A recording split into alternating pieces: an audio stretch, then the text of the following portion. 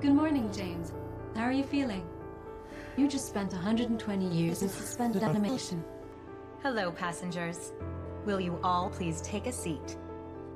Where is everybody? We are all on the starship Avalon. But I'm the only one here. There are 5,000 passengers. So why am I alone? We're all in this together. Hello?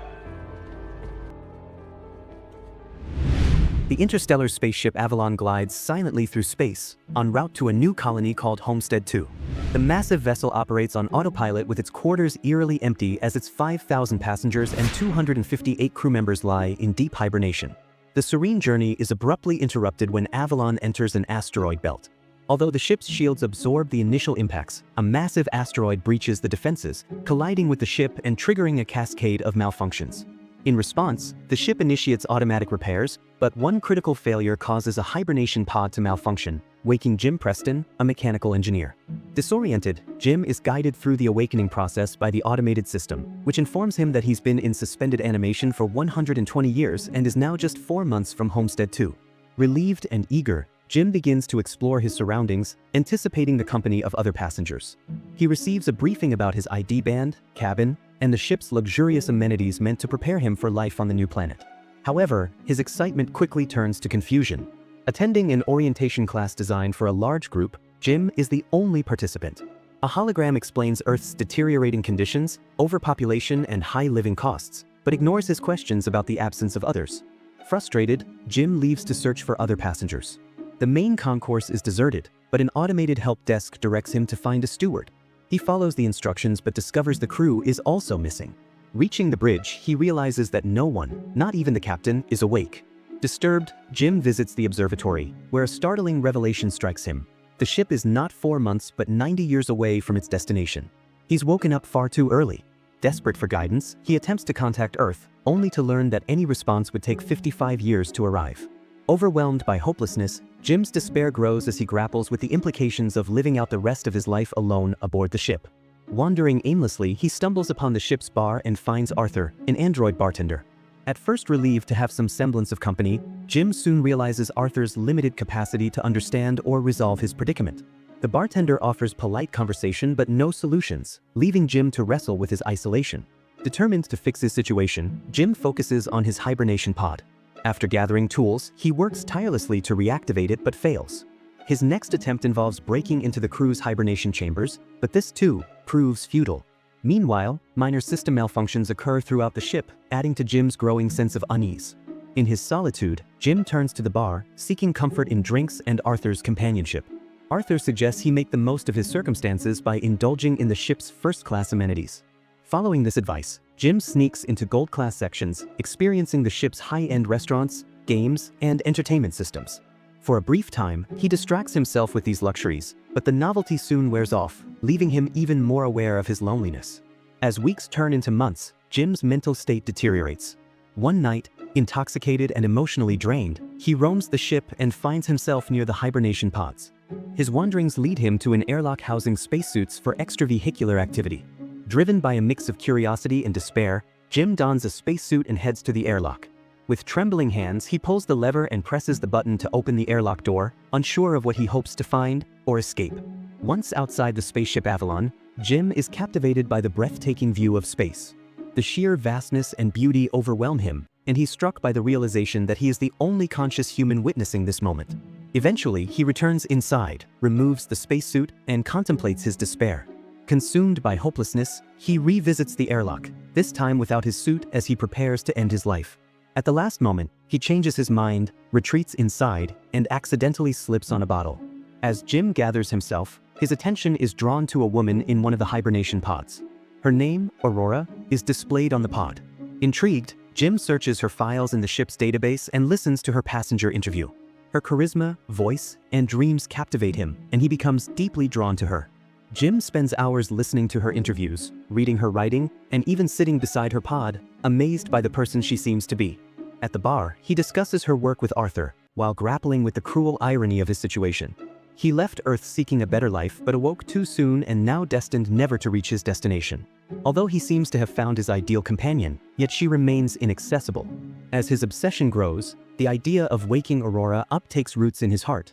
Jim knows the ethical implications. Bringing her out of hibernation would condemn her to the same fate, a life stranded aboard the ship. Initially, he resolves against it, but the loneliness and longing tug at him until he finally decides otherwise. One fateful day, Jim activates Aurora's pod. As she awakens, confused and disoriented, he hides, retreating to his cabin. Later, he ventures to the main concourse, where he finds her, confused and trying to understand her situation. Jim approaches and explains that they are the only two people awake on the ship. He shows her the observatory and tells her the unfortunate truth. The crew and main ship systems are inaccessible, and there's no way to return to hibernation.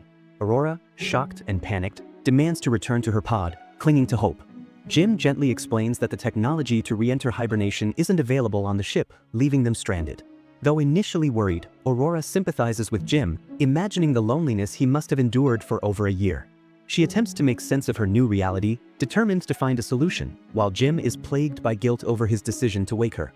He begs Arthur not to reveal his role in her awakening. In the following days, Aurora adjusts to life aboard Avalon. She explores the ship, investigates the hibernation pods, and studies the ship systems, holding on to hope for a solution. Unlike Jim, who has resigned himself to their predicament, Aurora tirelessly searches for answers. She combs through research documents, examines the infirmary, and even tries to access the locked crew quarters. As time passes, Aurora begins to process her new reality. She writes, exercises, and explores, but her frustrations mount.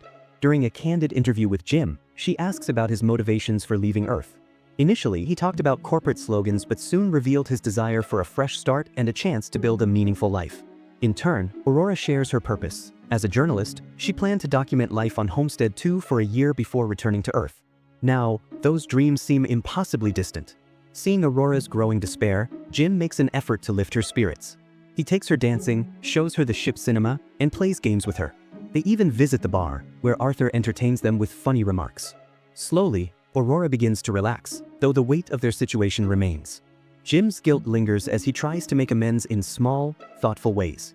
He creates a miniature replica of the Chrysler Building for Aurora, a gesture that deeply moves her. Their relationship deepens as they spend more time together. Jim and Aurora share stories, laugh, and grow closer. On one date, Jim takes her for a spacewalk, giving her a chance to experience the same awe-inspiring view that captivated him earlier. Floating weightlessly in space, they connect on a profound level, sharing an unforgettable moment of beauty and togetherness. They return inside, their bonds cemented, and soon begin living as a couple.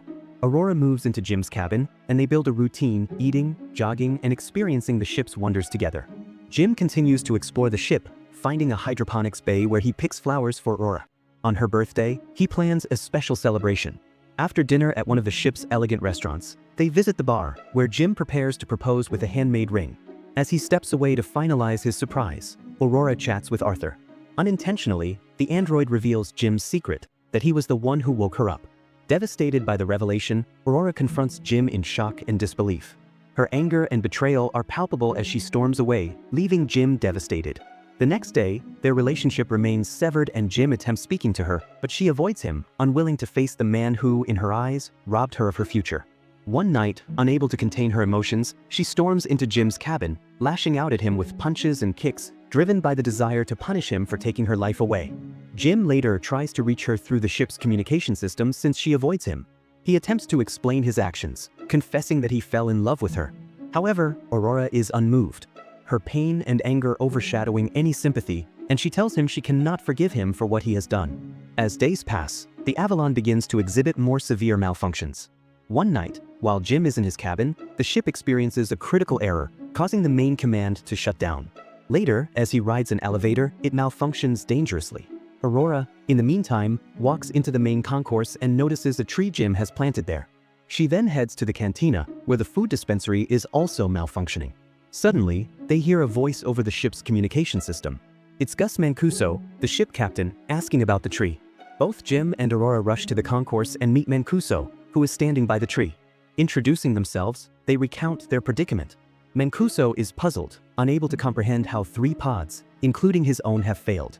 Suspecting something amiss, he takes them to the bridge and investigates. He discovers an underlying issue with the ship, but much of the system's data must be checked manually. As they leave the bridge, a maintenance robot nearly falls on them, further showing the ship's escalating issues. Jim and Aurora explain that malfunctions have been happening across the vessel. Mancuso shows them how to gather the necessary diagnostic data and begins investigating the hibernation pods. While working, Jim confesses to Mancuso about waking Aurora. Mancuso is appalled by Jim's actions but sets aside judgment to focus on the larger issue. Later, Mancuso and Aurora discuss her pod's failure on the bridge. He sympathizes but admits he cannot reverse the damage. Jim arrives with yet another broken robot. Mancuso, suffering from hibernation sickness, excuses himself to rest but almost collapses, coughing up blood as he leaves. That night, Aurora, unable to sleep, decides to swim in the ship's pool.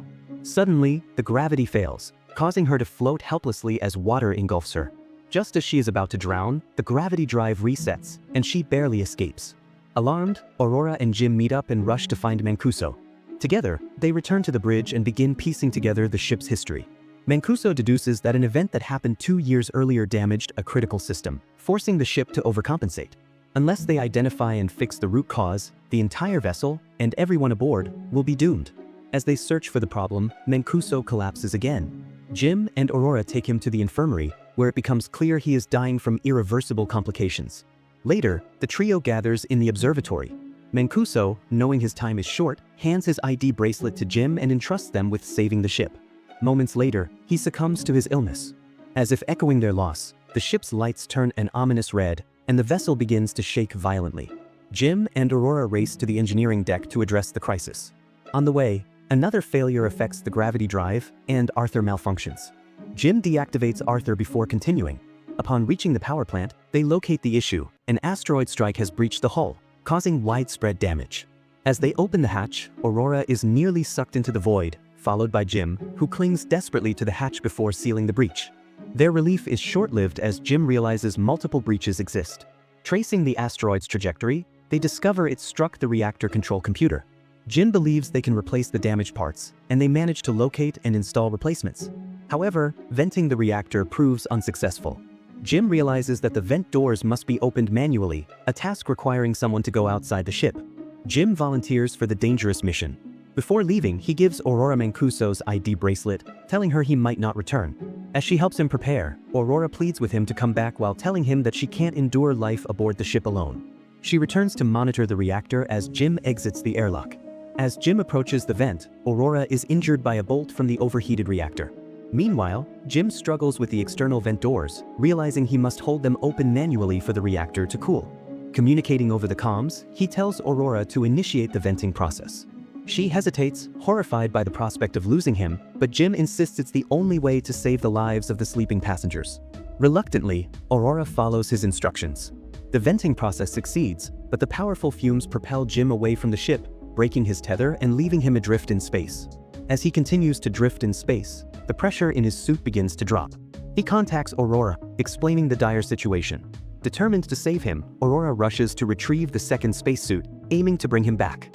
Jim apologizes once more, his voice filled with regret. Aurora wears the suit and ventures out, but her tether is too short to reach him. Just as she is pulled back, she grabs onto Jim's tether and manages to pull him back inside. Dragging Jim to the infirmary, Aurora realizes he is already dead. Desperate, she uses Mancuso's bracelet to override the medical pod's protocols and initiate an emergency resuscitation. The pod works autonomously, and Jim is successfully revived. In that moment, Aurora forgives him, and their bond is restored. Later, they repair Arthur and give Mancuso a dignified space burial. Jim then reveals a discovery. He can modify the medical pod to function as a hibernation chamber. He urges Aurora to use it to complete the journey to Homestead 2. However, Aurora chooses to stay awake with him, sharing the years ahead. Jim proposes, and together they embrace life aboard the ship. At the end of the movie, we see that 88 years later, the Avalon has reached Homestead 2. The awakened crew finds the ship transformed, with Aurora's message recounting the extraordinary life she and Jim shared. Thanks for watching. If you'd like to see more movie recaps like this, subscribe to the channel and turn on notifications. Until next time.